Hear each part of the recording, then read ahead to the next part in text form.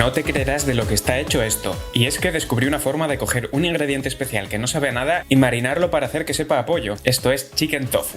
Comienza cortando el bloque de tofu con una curva para darle forma, aunque esto no es necesario. Ahora hazle incisiones diagonalmente y luego repite en dirección perpendicular.